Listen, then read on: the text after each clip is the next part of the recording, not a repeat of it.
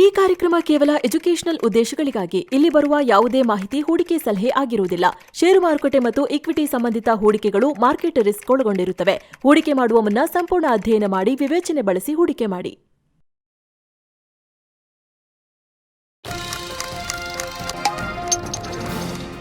ನಮಸ್ಕಾರ ಸ್ನೇಹಿತರೆ, ಹೊಸ ವರ್ಷ ಬರ್ತಾ ಇದೆ. 2025 ಮುಗಿದು 2026 ಇನ್ನೊಂದು ಹೊಸ ವರ್ಷ. ಕೆಲವೇ ವಾರ ಮಾತ್ರ ಬಾಕಿ ಇರೋದು. ಸೊ ಈ 2026ಕ್ಕೆ ನೀವು ಯಾವ ರೀತಿ ಬದುಕಬೇಕು ಅಂತ ಡಿಸೈಡ್ ಮಾಡಿ ಪ್ಲಾನಿಂಗ್ ಮಾಡ್ಕೊಳ್ಳೋದಕ್ಕೆ 24-25 ಡೇಸ್ ಮಾತ್ರ ಬಾಕಿ ಇದೆ. ಸೊ ಹೊಸ ವರ್ಷದಲ್ಲಿ ನೀವು ಆರ್ಥಿಕವಾಗಿ ಯಾವ ರೀತಿ ಹೆಜ್ಜೆ ಇಡಬೇಕು, ಫಿನಾನ್ಷಿಯಲಿ ಯಾವ ರೀತಿ ಸ್ಟ್ರಾಂಗ್ ಆಗಬೇಕು ಅನ್ನೋದನ್ನು ಈ ವಿಡಿಯೋ ಮೂಲಕ ನಾವು ಚರ್ಚೆ ಮಾಡ್ತಾ ಹೋಗೋಣ ಸ್ನೇಹಿತರೆ. ಹೊಸ ವರ್ಷಕ್ಕೆ ಪಾರ್ಟಿ ಹೇಗೆ ಮಾಡಬೇಕು, ಎಲ್ಲಿ ಹೋಗಬೇಕು, ಎಷ್ಟು ಖರ್ಚು ಮಾಡಬೇಕು, ಪ್ರತಿ ವೀಕೆಂಡಲ್ಲಿ ಹೆಂಗೆ ಮಜಾ ಮಾಡಬೇಕು, ಎಲ್ಲರೂ ಪ್ಲ್ಯಾನ್ ಮಾಡ್ತಾರೆ. ಆದರೆ ಫಿನಾನ್ಷಿಯಲ್ಸ್ ಬಗ್ಗೆ, ದುಡ್ಡು ಕಾಸಿನ ಬಗ್ಗೆ ಪ್ಲ್ಯಾನ್ ಮಾಡ್ಕೊಳ್ಳೋರು ತುಂಬ ಕಮ್ಮಿ. ನನಗೇನು ಭಾಳ ವಯಸ್ಸಾಯ್ತಾ ಅದೆಲ್ಲ ಮಾಡೋಕ್ಕೆ ಅಂತ. 20, 30, 35 ವರ್ಷ ಆದರೂ ಕೂಡ ಅದೆಲ್ಲ ಮುಂದೆ ರೀ ಅಂತ ಯೋಚನೆ ಮಾಡ್ತಿರ್ತಾರೆ. ಇವಾಗ ಗಮ್ಮತ್ತು ಮಾಡಬೇಕು, ಲಿವ್ ಇನ್ ದ ಮೂಮೆಂಟ್ ಅಂಥೇಳಿ. ಆದರೆ ಆ ರೀತಿ ಮಾಡ್ತಾನೆ ಅರ್ಧ ಜೀವನ ಕಳೆದೋಗಿರುತ್ತೆ, ಜೇಬು ಖಾಲಿ ಆಗಿರುತ್ತೆ. ಹಾಗಾಗಿ financial planning very important. So 2026ಕ್ಕಾದರೂ ಕೂಡ ಕರೆಕ್ಟಾಗಿ ಪ್ಲ್ಯಾನ್ ಮಾಡ್ಕೊಳ್ಳೋದು ಹೇಗೆ, ಖರ್ಚು, ಉಳಿತಾಯ, ಬಜೆಟ್ಟು, ಆದಾಯ ಎಲ್ಲ ಪ್ಲ್ಯಾನ್ ಮಾಡ್ಕೊಳ್ಳೋದು ಹೇಗೆ, ಅದನ್ನು ನೋಡ್ತಾ ಹೋಗೋಣ ಈ ವರದಿಯಲ್ಲಿ. ಈ ತಪ್ಪುಗಳನ್ನು ನಿಲ್ಲಿಸಿ.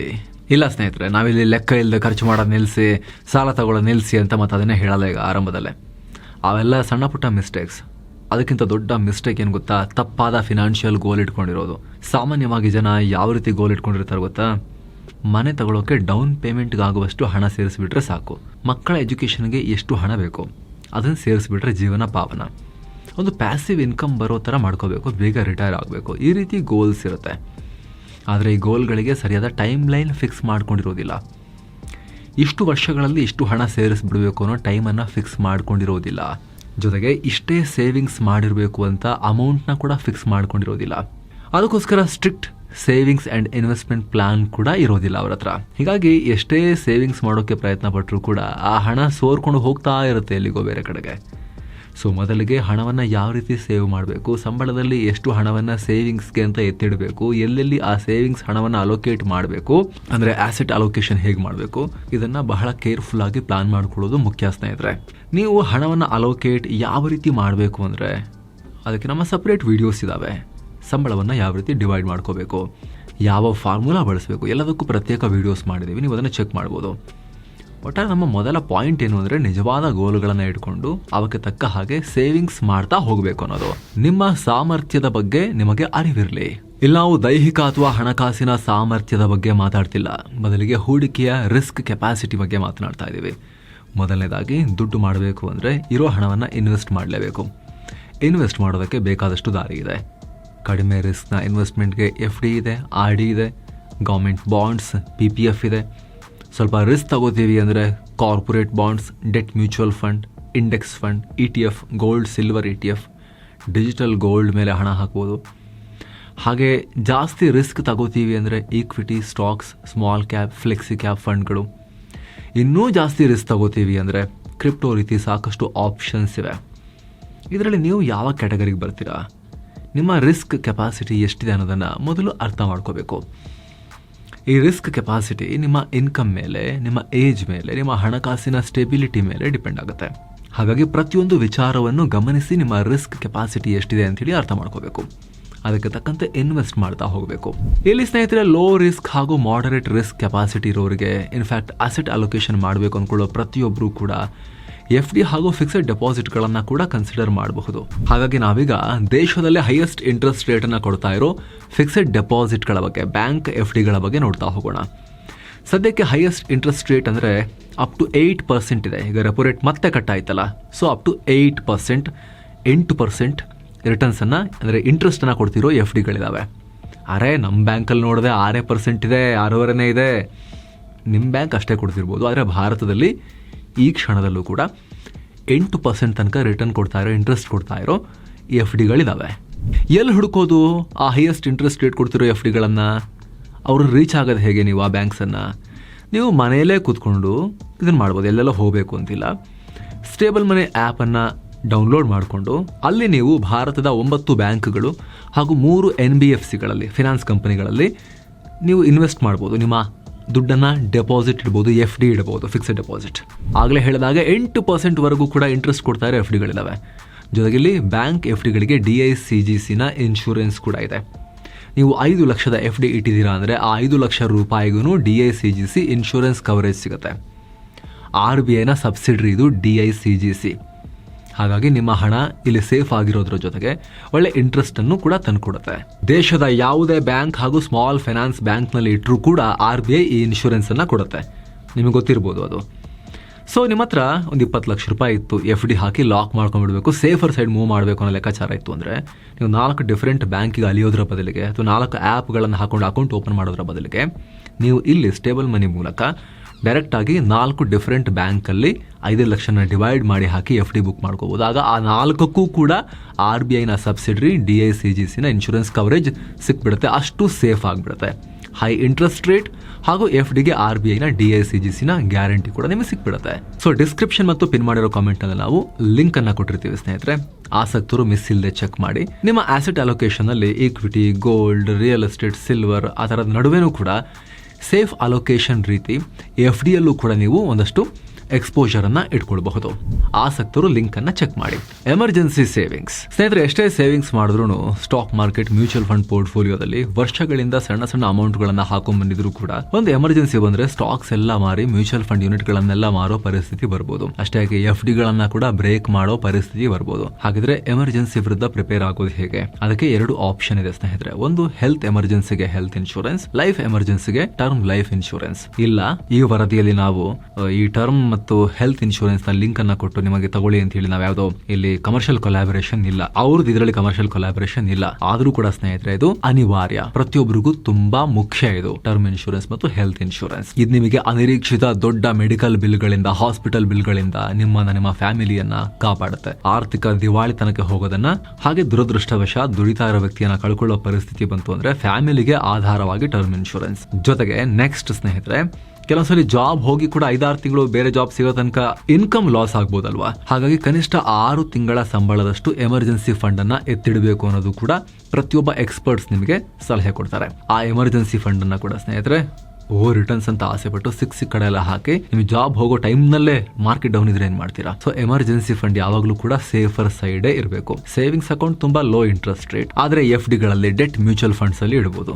ಆಗ್ಲೇ ನಾವು ನಿಮಗೆ ಸ್ಟೇಬಲ್ ಮನಿ ಬಗ್ಗೆ ಹೇಳಿದ್ವಿ. ಹೈಯೆಸ್ಟ್ ಇಂಟ್ರೆಸ್ಟ್ ರೇಟ್ ನ FD ಅನ್ನ ನೀವು ಅಲ್ಲಿ ಬುಕ್ ಮಾಡ್ಕೋಬಹುದು ಅಂತ ಹೇಳಿ. ಅದನ್ನ ನೀವು ಈ ಎಮರ್ಜೆನ್ಸಿ ಫಂಡ್ಗೆಲ್ಲ ಯೂಸ್ ಮಾಡ್ಕೊಳ್ಬಹುದು. ಈ ಮ್ಯೂಚುವಲ್ ಫಂಡ್ ಅಲ್ಲೆಲ್ಲ ನೀವು ವಿಡ್ರಾವಲ್ ಕೊಟ್ಟರು ಕೂಡ 1 ದಿವಸ 2 ದಿವಸ ಆಗುತ್ತಲ್ಲ ಅಕೌಂಟಿಗೆ ಬರಕ್ಕೆ. ಸ್ಟೇಬಲ್ ಮನಿಯಲ್ಲಿ ನಿಮಗೆ ಆಲ್ಮೋಸ್ಟ್ ಇನ್ಸ್ಟೆಂಟ್ ವಿಡ್ರಾವಲ್ ಆಪ್ಷನ್ ಕೊಡ್ತಿರೋ ಬ್ಯಾಂಕ್ಗಳು ಕೂಡ ಇದಾವೆ. ಇದರಲ್ಲಿ ನೀವು ಯಾವ್ದನ್ನಾದ್ರೂ ಚೂಸ್ ಮಾಡ್ಕೊಳ್ಬಹುದು. ಒಟ್ಟಲ್ಲಿ ಎಲ್ಲಾದ್ರೂ ಹಾಕಿ ನಿಮಗೆ ಒಂದು ಎಮರ್ಜೆನ್ಸಿ ಫಂಡ್ ಅಂತೂ ನೀವು ಮಾಡ್ಕೊಳ್ಳಿ ಸ್ನೇಹಿತರೆ. ಕಾನ್ಫಿಡೆನ್ಸ್ ಕೊಡುತ್ತೆ, ನಿಮಗೆ ಆತ್ಮವಿಶ್ವಾಸ ಕೊಡುತ್ತೆ ಅದು. ರಿಸರ್ಚ್, ಫಿನಾನ್ಷಿಯಲ್ ಪ್ಲಾನಿಂಗು ಮುಂಚೆ ಪ್ರತಿಯೊಬ್ಬರು ರಿಸರ್ಚ್ ಮಾಡೋದು ಇಂಪಾರ್ಟೆಂಟ್. ನಾವೇನು ರಿಸರ್ಚ್ ಮಾಡೋಣ, ನೀವು ಮಾಡ್ಬಿಟ್ಟು ಹೇಳಿ ಅಂತ ನೀವು ಕೇಳ್ಬೋದು. ಸ್ನೇಹಿತರೆ, ನಿಮಗೆ ನಿಮ್ಮ ಫಿನಾನ್ಷಿಯಲ್ಸ್ ನ ಹೊಸದಾಗಿ ಪ್ಲಾನ್ ಮಾಡಬೇಕು ಅಂತ ಇಟ್ಕೊಳ್ಳಿ. ನಿಮಗೆ ಒಂದಷ್ಟು ವಿಚಾರಗಳ ಬಗ್ಗೆ ಮಾಹಿತಿ ಇರಬೇಕು. ಅವಾಗ ಉದಾಹರಣೆಗೆ ಆಗ್ಲೇ ನಿಮ್ಮ ರಿಸ್ಕ್ ಪ್ರೊಫೈಲ್ ಬಗ್ಗೆ ನೀವು ತಿಳ್ಕೊಳ್ಬೇಕು, ಅಸೆಟ್ ಅಲೋಕೇಶನ್ ಬಗ್ಗೆ ತಿಳ್ಕೊಳ್ಬೇಕು. ಅದೇ ರೀತಿ ಕಾಂಪೌಂಡಿಂಗ್ ಅಂದ್ರೆ ಏನು, ಇನ್ಫ್ಲೇಷನ್ ಅಂದ್ರೆ ಏನು, ಇನ್ವೆಸ್ಟ್ಮೆಂಟ್ ಡೈವರ್ಸಿಫೈ ಮಾಡೋದು ಅಂದ್ರೆ ಏನು, ಯಾವ ಟೈಮ್ ನಲ್ಲಿ ಎಲ್ಲಿ ಇನ್ವೆಸ್ಟ್ ಮಾಡಬೇಕು, ಇದನ್ನೆಲ್ಲ ತಿಳ್ಕೊಳ್ಳದೆ ಹೂಡಿಕೆ ಮಾಡೋಕೆ ಆಗೋದಿಲ್ಲ. ಹಾಗಾಗಿ ಬೇಸಿಕ್ ಫಿನಾನ್ಷಿಯಲ್ ಲಿಟ್ರಸಿ ಪ್ರತಿಯೊಬ್ಬರಿಗೂ ಕೂಡ ಇರಬೇಕು.